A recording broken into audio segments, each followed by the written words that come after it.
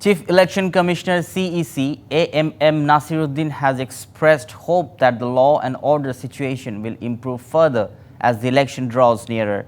The CEC also informed that Election Commission is prepared to face the challenges of the upcoming election. The CEC expressed this optimism during a discussion meeting on national parliamentary elections held at Rangpur Regional Election Office this morning. At this event, Chief Election Commissioner stated that action will be taken against those presiding officers who created problems during the last elections.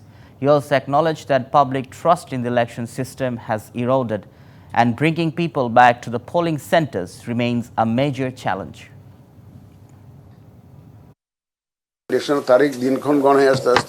There is no reason to consider everyone as a traitor. No one should be labeled anti-state without evidence. EC must act in a way that gives people hope that a fair and credible election will be held in future.